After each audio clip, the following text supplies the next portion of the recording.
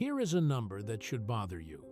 In the entire Normandy campaign, Allied fighter bombers flew well over 100,000 sorties against German ground targets.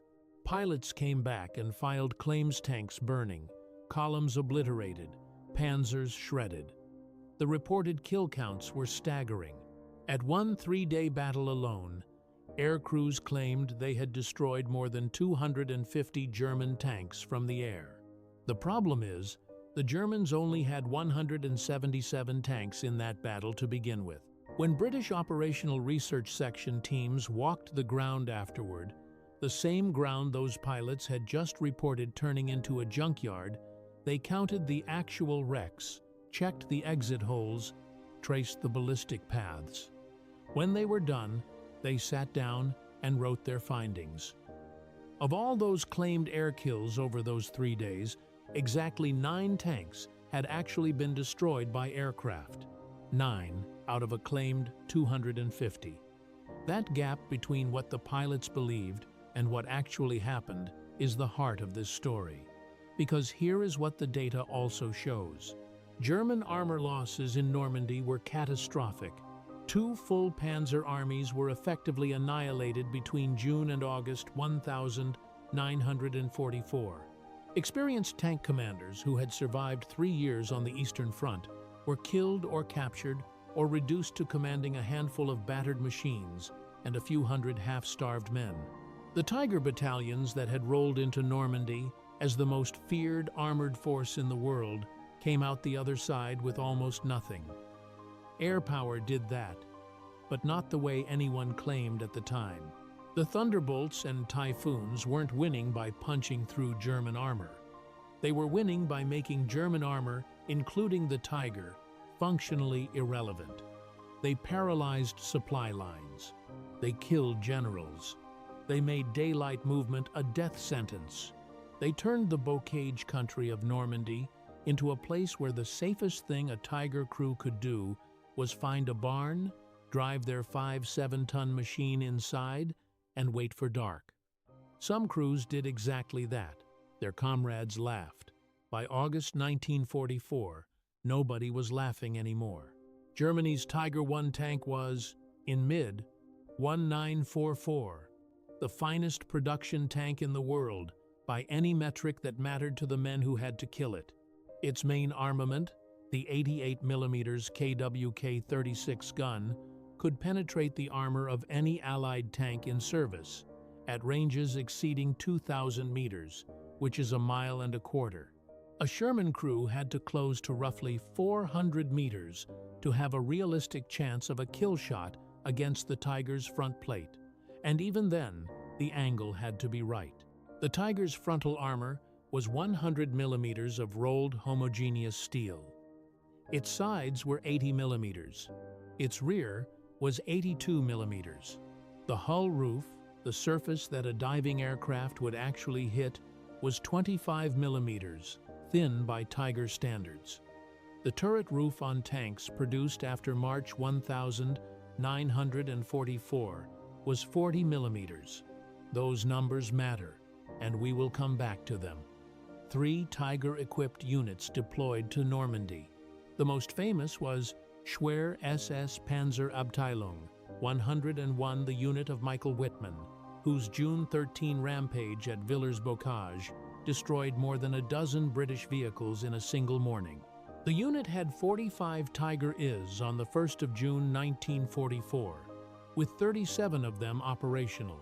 The second was Schwer SS Panzerabteilung 102, attached to 2 SS Panzer Corps, committed to the brutal fighting around Hill 112 west of Caen.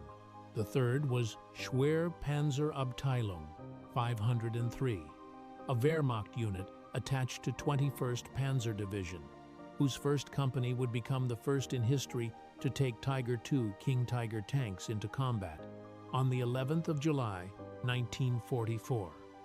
By the time the Falaise pocket closed in late August, every one of those machines, every Tiger that had rolled into France in June, was gone.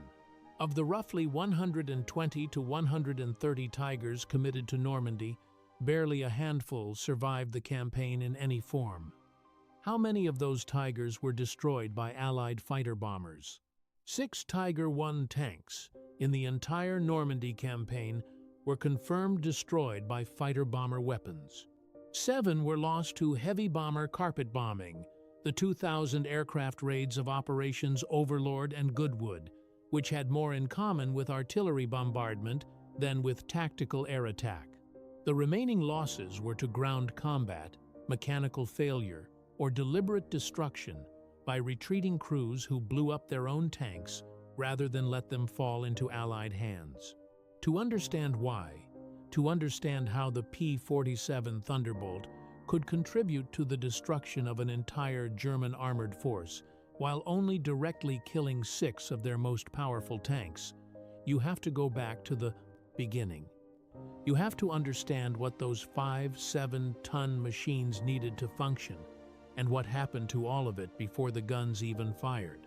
Lieutenant Richard Freiherr von Rosen was 23 years old in the summer of 1944. He had grown up in Silesia, the son of a Freiherr, a German baron, and had been assigned as a platoon commander in the Dreerd Company of Schwere Panzerabteilung 503. He was young, educated, experienced enough by that point to know what he didn't know, and he kept detailed records of what he saw. Those records became a memoir published decades after the war under the title Panzer Ace, one of the most specific and honest accounts of what it was actually like to command a Tiger in Normandy. He wrote about the rail journey to France. His unit loaded their Tigers onto flat cars in Germany and headed west, and the moment they crossed into France, they began waiting. Allied air power had hit the rail network so thoroughly that the trains couldn't move by day. They sat in tunnels for hours at a time whenever the aerial situation got dangerous. The 165-kilometer march from the railhead to the front that Schwere SS Panzerabteilung 101 undertook took 5 days. 5 days to cover 100 miles because they could only move at night. The unit lost vehicles before firing a single shot at the enemy. An air attack near Versailles killed 9 men and wounded 18. An SS Unterscharführer named Kurt Kleber, commanding Tiger 232 inches the 3rd Company, became the unit's first Normandy casualty killed during the road march before reaching the front. By the time SS PZ Apt 101 reached the Villers-Bocage area on June 13, only 17 of its 45 Tigers were operational, and Michael Wittmann's 2nd Company had 6. Panzerlehr Division had it worse. Their route to Normandy on June 7 became so notorious that German soldiers gave it a name, Jabo Rennstrecke, which means fighter-bomber racecourse. On that single day's march, Panzerlehr lost 5 tanks, 84 half-tracks, 40 fuel Bowsers, and 90 other vehicles to air attack. Their commander, General Lieutenant Fritz Bayerlein, wrote afterward that every vehicle had been covered with branches and moved along hedges and the edges of woods, and it still wasn't enough. Das Reich, the 2nd SS Panzer Division, was ordered from its garrison at Montauban in southern France to Normandy, a journey that should have taken 3 days. It took 17, not because the roads were bad, but because between Saumur and Tours, the division's commanders looked at what was happening to columns moving in daylight and made a decision. They would crawl northward through the blackout. 3 days became 17. This is the environment the Tiger crews entered when they arrived in Normandy. And what created that environment was the machine now at the center of this story. The Republic P-47 Thunderbolt was not, initially, anyone's idea of a ground attack airplane. When Republic aviation engineer Alexander Kartvelli's team put it on paper in 1940, the goal was a high-altitude interceptor. The result was the biggest, heaviest single-engine fighter the United States had ever built. It weighed 10,000 pounds empty, At maximum takeoff weight, it was nearly 17,500 pounds, so heavy that pilots who flew lighter aircraft found the P-47's bulk vertiginous and strange. British airmen, not without affection, called it the 7-ton milk bottle, and American pilots called it the Jug. What made the Jug extraordinary for ground attack was a combination of attributes nobody had quite planned. The Pratt & Whitney R2800 double Wasp engine produced 2,000 horsepower normally and 2,535 with water injection at war, emergency power, enough raw energy to absorb a remarkable amount of battle damage and keep flying. Unlike liquid-cooled engines, where a single bullet draining the coolant killed the airplane within minutes, an air-cooled radial could absorb considerable punishment and limp home. P-47 pilots routinely brought back machines with cylinders missing, oil lines cut, and hydraulic fluid gone. It carried 8 .50 caliber Browning machine guns, 4 in each wing, firing at a combined rate of roughly 100 rounds per second from 3,400 total rounds. Its external ordnance capacity was 2,500 pounds, which is about half the bomb load of a B-17 Flying Fortress. Starting in mid-1944, Thunderbolts in the European theater began carrying the 5-inch high-velocity aircraft rocket, the HVAR, which pilots called the Holy Moses. The 9th Air Force had 13 P-47 groups in France by June 1944, assigned to 2 tactical air commands. IX Tactical Air Command, under Major General Elwood Pete Quesada, supported U.S. First Army. ZI-9 Tactical Air Command, under Brigadier General Otto Wayland, would support Patton's Third Army from August. Quesada had thought carefully about how to make the air-ground partnership work, and he came up with something novel. He put fighter-bomber pilots in Sherman tanks, equipped with VHF radios, rolling at the front of the armored columns. When the column ran into trouble, the pilot in the tank could call down a P-47 strike on a target he could see with his own eyes and describe with precision. It was armored column cover, and it made the Thunderbolts reach farther and hit harder than they could have any other way. The units that flew those missions had their own histories.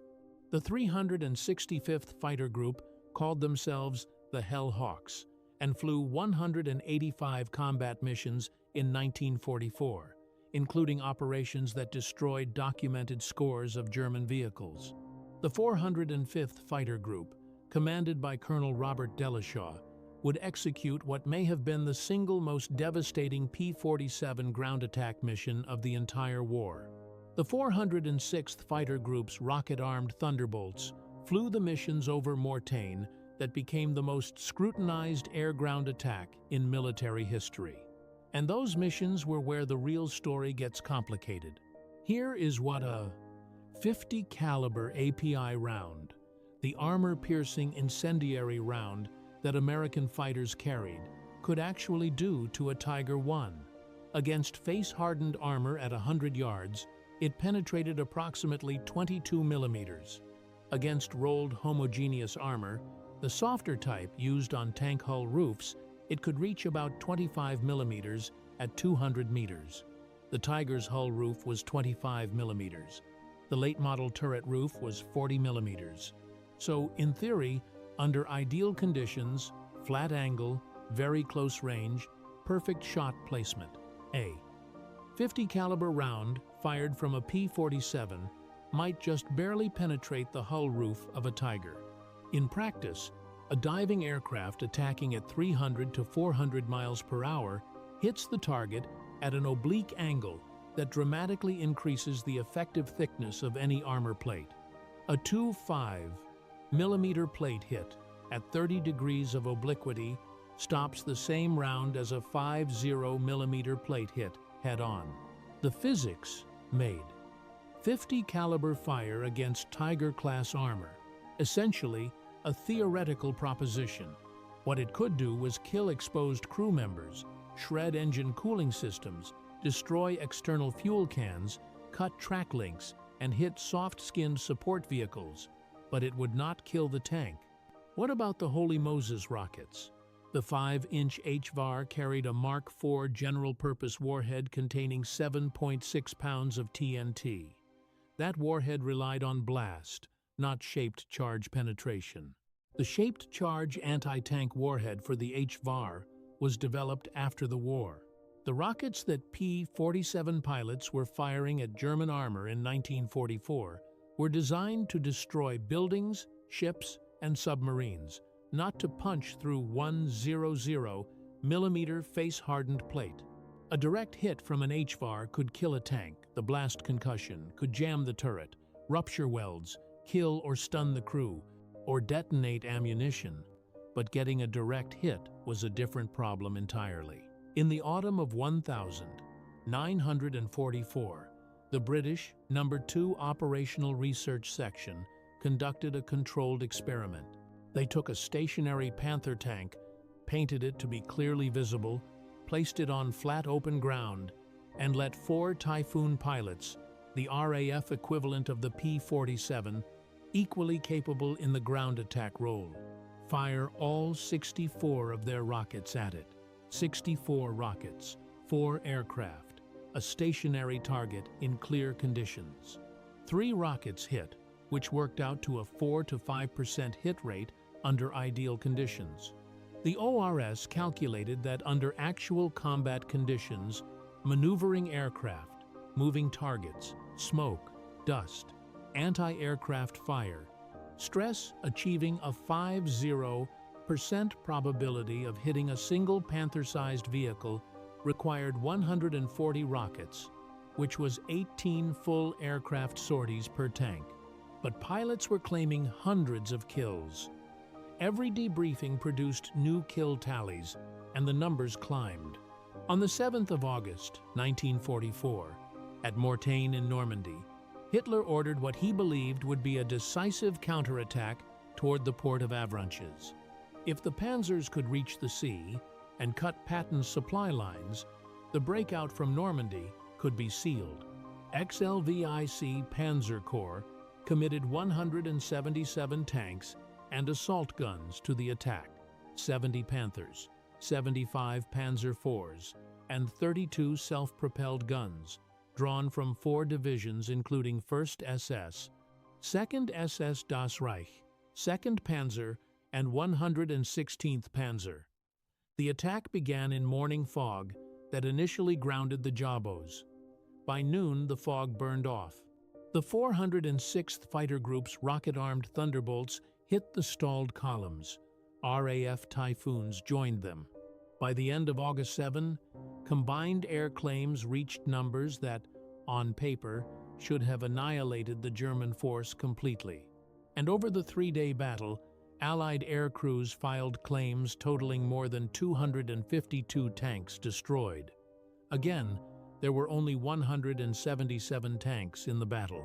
ORS teams walked every meter of that ground after the Germans withdrew. They examined each vehicle, looked at entry angles, fragmentation patterns, and burn patterns. When the final report was written, it said 46 German tanks had been lost in total, and of those 46, exactly 9 had been destroyed by air attack weapons. The gap between 252 claimed and 9 confirmed wasn't fraud or cowardice or incompetence. It was the combination of smoke, speed, stress, shared targets, and the simple fact that a tank hit by a near-miss blast looks from 300 feet up exactly like a tank hit by a direct strike. Pilots saw vehicles stop moving and smoke rise and assume destruction. Often, what they'd actually achieved was crew abandonment.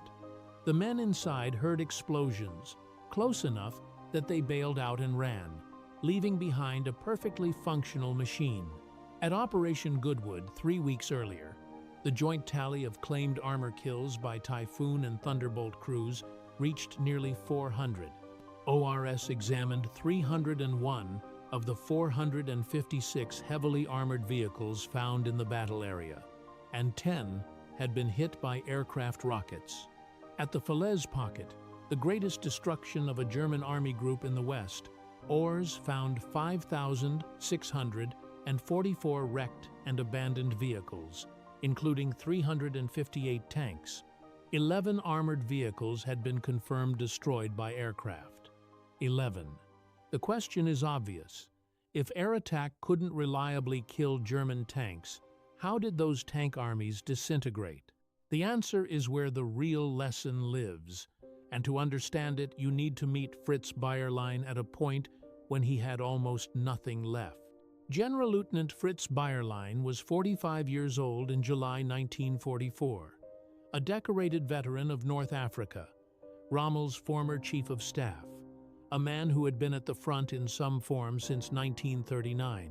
He commanded Panzer Lehr Division, which Hitler had created in late 1943, from demonstration and training units, the idea being that the best instructors and the best machines would produce the finest division in the German army.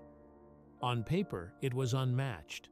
On the 25th of July, 1944, it was about to experience something that no German armor formation had yet survived.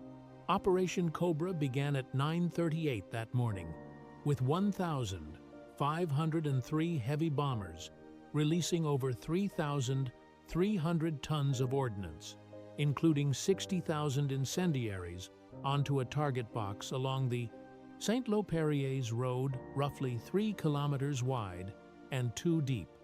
Panzer Lehr held that ground. Bayerlein's account of what followed was written in the post-war interrogation records and has been quoted in military history texts for 80 years. He reported that by midday his division's sector looked like a moonscape, artillery positions destroyed, tanks overturned and buried, infantry positions obliterated, all roads impassable. He wrote that several of his men went mad and ran into the open until they were cut down by shell fragments. When he reported to von Kluge's staff, he said that his grenadiers and engineers and tank crews were all holding their positions, not one man leaving, but they were lying in their foxholes silently because they were dead. He told them to report to the field marshal that Panzer Lehr Division was annihilated and that only the dead could hold the line.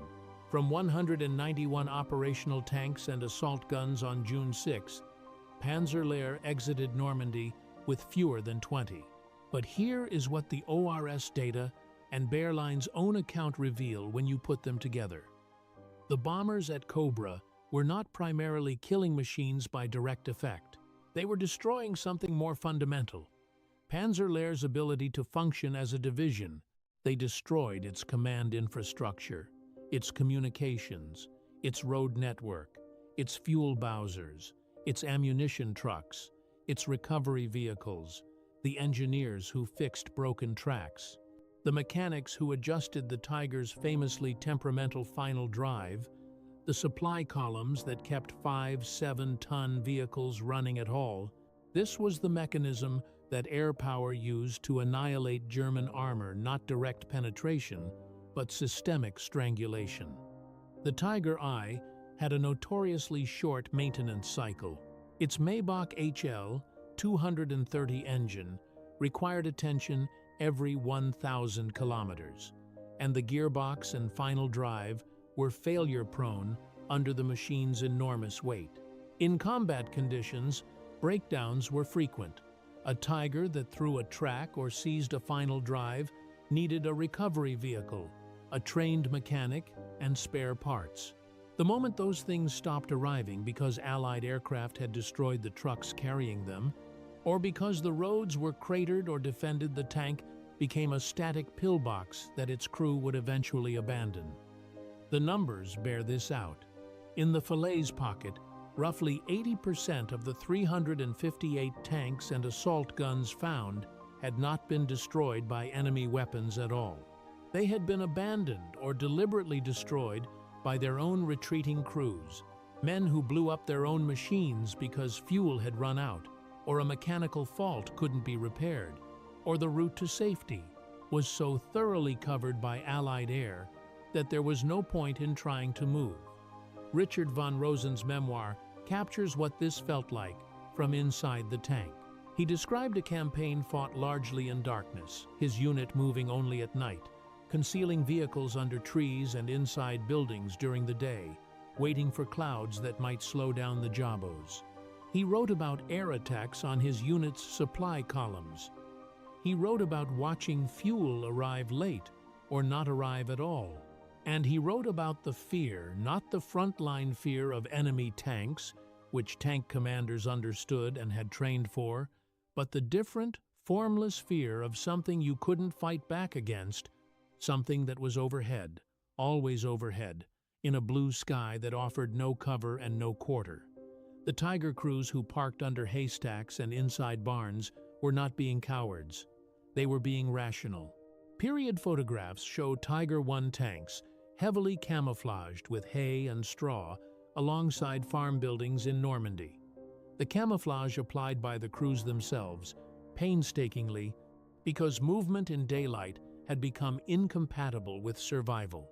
German Army Regulation 480/1 and the Hinterhalt-Tarnung, the ambush camouflage pattern, officially approved in August 1944, existed precisely because every German tank commander from June 6 onward had understood the same thing.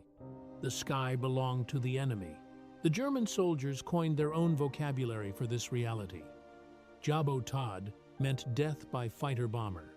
Jabo Schreck meant fighter-bomber terror.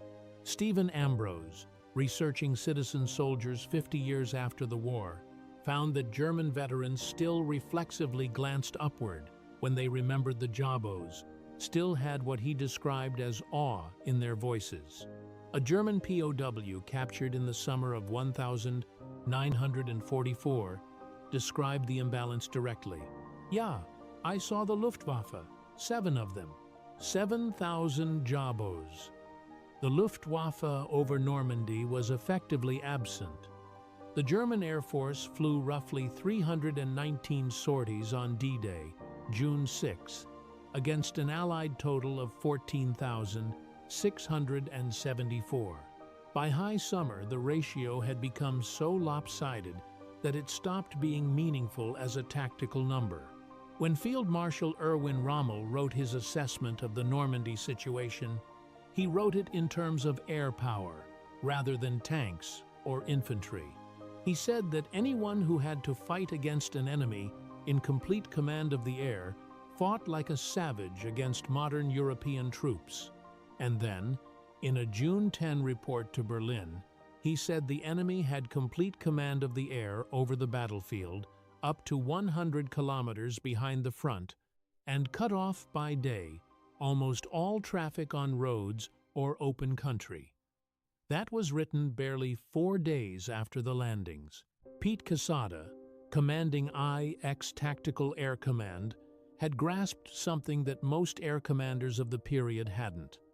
Air power's value in a ground campaign wasn't measured by direct vehicle kills.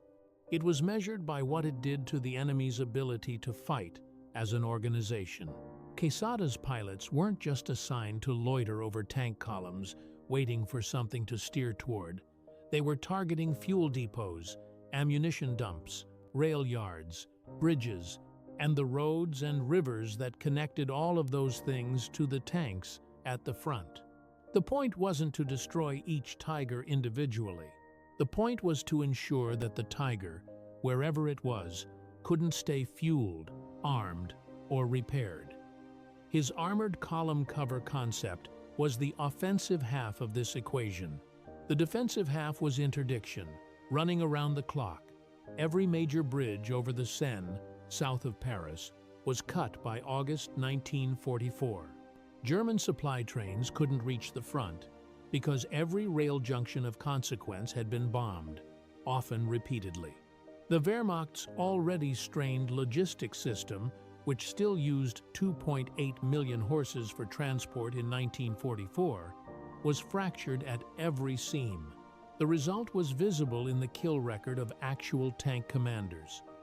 General Erich Marx, commanding the German 84th Corps, was killed on June 12 by air attack. General Heinz Hellmich, commanding the 243rd Division, was strafed to death on June 17.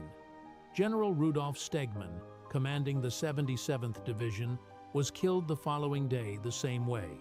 General Leo Geyer von Schweppenberg, commanding Panzer Group West, was badly wounded in an RAF raid on June 10 that destroyed his headquarters and killed his entire operations staff. Field Marshal Rommel himself was strafed by a pair of Spitfires on July 17 on the road from Liverot. The two aircraft made 3 passes. The second pass shattered the windshield and sent shell fragments into Rommel's skull, and the car went off the road at speed. He survived, but never commanded again.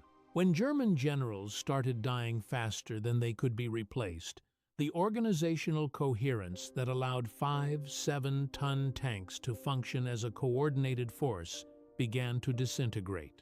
Lieutenant General Wolfgang Pickert, the German flak commander in Normandy, put it plainly in post-war assessment. Whenever the Allies had clear skies, moving vehicles by daylight was practically equivalent to their certain loss. Vice Admiral Friedrich Ruge, Rommel's naval aide who kept meticulous daily journals, wrote on May 30, before the invasion even began, that numerous aircraft were above them, and none of them were German. And Field Marshal Gunther von Klug, who had initially told Rommel to stop complaining and obey orders, spent a few days at the Normandy front and then sent a message to Berlin stating that in the face of total enemy air superiority, they could adopt no tactics to compensate for the annihilating power of air except to retire from the battlefield. He had gone from dismissing Rommel's pessimism to adopting it completely. Richard von Rosen's company, the 3rd Company of SPZ Apt 503, reached its combat position near Caen in early July 1944. They had 14 Tiger I tanks, and, for the first time in history, 12 Tiger II King Tigers in the battalion's 1st Company. Von Rosen was 23 years old, commanding a platoon of the most powerful ground weapons Germany had ever built, in a campaign that was already going wrong in ways that no weapon could fix. On the 18th of July 1944, Operation Goodwood began. The British 21st Army Group launched 3 armored divisions southeast of Caen, roughly 1,100 tanks, supported by 2,077 heavy and medium bombers, dropping approximately 7,700 tons of ordnance on the German defensive positions. Von Rosen's company was near Cagny, on the edge of the bombing zone. What happened to the machines inside it gave the world its clearest picture of what carpet bombing did to heavy armor. Oberfeldwebel Sachs, commanding Tiger 313, was in his vehicle when the bombs hit. His Tiger weighed 57 tons. When the ORS teams found it afterward, it was upside down, resting on its turret with its running gear in the air. Von Rosen wrote about it afterward. The Panzer itself had been flipped over by the blast and now lay on its turret with wheels in the air, and they found 2 crewmen dead under it. By the end of that first day, the 3rd Company had 1 operational Tiger. It had started the morning with 14. But critically, of those 13 losses, the ORS investigation attributed most to heavy bomber blast effect and near misses, not to armor penetration. Tanks were overturned, their crews concussed or killed by structural shock, their running gear damaged beyond quick repair. The machines weren't penetrated, they were broken. The broader Goodwood results confirmed the pattern. Of 301 heavily armored vehicles examined by the ORS in the Goodwood area, 10 had been hit by Typhoon rockets, while the air claims ran to nearly 400. But here is what the strategic picture showed on the 1st of August 1944, when Patton's Third Army broke out of the bocage. The German army in Normandy was functionally unable to mount a coherent defense, not because their tanks had been shot from the sky, most of them hadn't been, but because the supply apparatus that kept those tanks running had been destroyed so thoroughly that the tanks themselves were becoming useless. When Operation Lutich launched at Mortain on August 7, the 4 divisions committed to the attack were already operating at reduced capacity. The 116th Panzer Division had been so badly worn by continuous combat and supply disruption that it could commit only a fraction of its authorized strength. Das Reich's fuel situation was so precarious that the division's rate of advance was governed more by how much gasoline was left in each tank than by the Allied forces in front of it. When the morning fog burned off and the Jabos arrived and the rocket attacks began, German commanders who tried to keep advancing found that many of their vehicles simply stopped, not because they'd been hit, but because they'd run dry. The 9 tanks that ORS confirmed as air-killed at Mortain were real kills, but the strategic effect of the battle wasn't 9 tanks. It was the grinding halt of a German counteroffensive that Hitler had designed to change the entire campaign. The Jabos didn't have to destroy the panzers, they had to make it impossible for the panzers to continue, and they did that by making the open ground between the start line and Avranches so dangerous that any commander who wanted to move forward in daylight was asking his crew to die. SS Obersturmbannführer Otto Weidinger, commanding Der Führer-Regiment of das Reich, recorded afterward that the fighter-bombers, not the American ground forces, were the decisive factor in stopping the counterattack. His tanks, he wrote, could have handled the American infantry and anti-tank guns, but the Jabos were something different. They were everywhere the moment the fog cleared, and they never stopped coming. By the time the Falaise pocket closed on the 21st of August, 1944, 2 German armies had ceased to exist as organized fighting forces. Inside that shrinking perimeter were the remnants of 21 divisions, approximately 100,000 to 150,000 German troops. What the ORS counted on the ground afterward defied easy comprehension. 5,644 vehicles, including 358 tanks and self-propelled guns, 950 artillery pieces, 7,500 tons of ammunition, and thousands of bodies. Eisenhower visited 2 days after the pocket closed and wrote that the scene could be described only by Dante. Of those 358 armored vehicles, 11 had been confirmed destroyed by aircraft, and roughly 80% of the total vehicle count had been abandoned or blown up by their own crews. The surviving Germans who made it through the gap to the Seine, perhaps 50,000 men, out of 100,000 to 150,000 trapped inside, crossed into Belgium and Germany with almost nothing. The 12th SS Panzer Division Hitler-Jugend, which had arrived in Normandy with 20,540 personnel and 150 tanks, came out with 10 tanks, 300 men, and no artillery. The 2nd Panzer Division crossed the Seine with 5 tanks and 1,200 men. Panzerlehr had 20 machines, most of them pulled from repair yards. The Tiger battalions were finished. Schwere SS Panzerabteilung 101 Wittmann's unit lost its last Tiger in Normandy, and every machine was gone.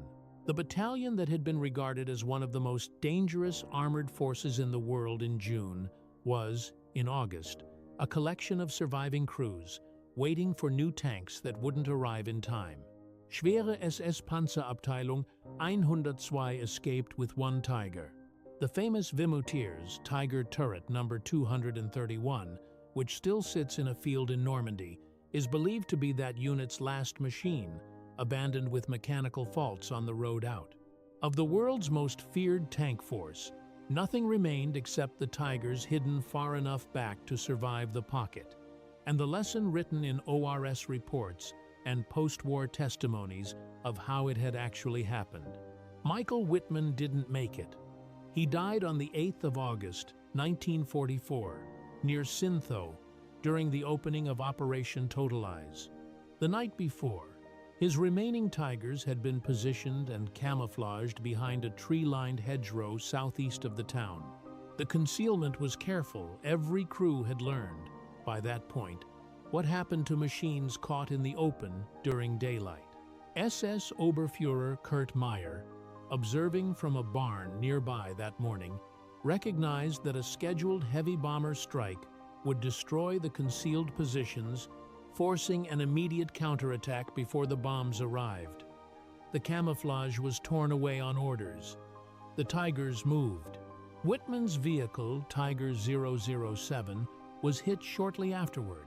The specific weapon and unit responsible has been debated for decades, but the most credible evidence, gathered by researchers including Wolfgang Schneider, points to a Sherman Firefly of the Northamptonshire Yeomanry, whose 7-pounder gun was one of the very few weapons in the Allied arsenal capable of defeating Tiger frontal armor at combat range. The crew that fired the killing shot almost certainly never knew whose tank they'd hit. Whitman was 30 years old. He had been credited with 138 tank kills and 132 anti-tank guns, and he was the most decorated tank commander in the German army. In the end, the decision that killed him was forcing his concealed Tiger into open ground at a moment when everything in the Normandy experience said that open ground was where Tigers died. He'd survived the Jabos by being careful. He died in a tank fight. Bobby Wohl, his gunner, through most of the war, the man credited by crew testimony with the precision shooting behind many of Whitman's kills, who had known him since before the Eastern Front survived the war. He never spoke much about Whitman afterward, at least not in any published record. Richard von Rosen survived Normandy, though not without cost. He was wounded by a Thunderbolt attack near Paris during the retreat, after the Falaise pocket closed, one of those moments where the Jabos did what the statistics said they rarely accomplished. He recovered, kept fighting, and survived the war to write his memoir 6 decades later. Panzer Ace is available in English from Greenhill Books, and it remains one of the only honest first-person accounts from inside a Tiger in Normandy. The Vimoutiers Tiger sits in a field in the Normandy countryside today, turret numbered 231, the last machine of Schwere SS Panzerabteilung 102. The locals have kept it there for 80 years. A rusted, incomplete machine in a field that tells the story not of what Tigers could do, but of where they ended up. The ORS reports that documented the gap between air kill claims and confirmed armor kills were, in some cases, quietly filed away. Post-war air power advocates preferred the version of the story where the Jabos had won the ground war by direct destruction. The actual version where air power won by making the logistical, organizational, and psychological environment of the German army incompatible with functioning was harder to package and less satisfying as a narrative, but it was true. The commanders who understood it best on the American side built something from it. Quesada's concept of air-ground integration pilots in tanks, real-time radio coordination, dedicated tactical air commands working directly with Army Corps became the template for how NATO organized air-land operations for the entire Cold War period. The A-10 Thunderbolt II, which entered service in 1977, was named deliberately for the P-47. The doctrine that A-10 pilots use today for close air support traces a direct line to the Bocage country of Normandy, where Thunderbolt pilots learned that the way to kill an armored army isn't necessarily to put a rocket through its hull. The German commanders who submitted post-war assessments to Allied interrogators were remarkably consistent on the point. General of Fighters Adolf Galland wrote that from the very first moment of the invasion, the Allies had absolute air supremacy. A post-war German committee assembled specifically to assess the factors behind the Army's Normandy defeat found that from the high command to the soldier in the field, German opinion was agreed that air power was the most striking aspect of Allied superiority. Not the Sherman, not American artillery, not the infantry. Air power, which is a striking conclusion given that air power destroyed only a fraction of the German armor directly. The lesson that every Tiger crew who survived Normandy took home was the same one the Barn Parkers had figured out in June. The sky had changed the rules. A weapon system that could not penetrate your armor could still make your armor useless by destroying your fuel, killing your commanders, cutting your supply lines, and forcing you to operate only at night in a campaign where night movement was too slow to matter. The Tiger was impervious to fighter-bomber cannon fire. It was not impervious to the world the fighter-bombers created around it. The Germans who laughed at the crews hiding in barns were wrong about the Jabos in one direction. The pilots who came back claiming 250 tank kills were wrong in the other. The truth was both more specific and more unsettling than either version. The P-47 Thunderbolt helped destroy the German armored force in Normandy, not by shooting holes in tanks, but by making it impossible to be a tank. Of the roughly 120 Tigers that went into Normandy in June 1944, fewer than a handful survived the campaign in any operational state. Of those lost, the ORS confirmed 6 were destroyed by fighter-bomber weapons. The rest were killed by ground fire, heavy bombers, mechanical failure, or the men inside them who lit the fuses and walked away in the dark. 6 Tigers to the Thunderbolts. 2 entire Tiger battalions to everything else that the Jabos, by paralysis, strangulation, and terror, had made possible. That is what air supremacy actually means, not the kill count, what it makes inevitable for everything else.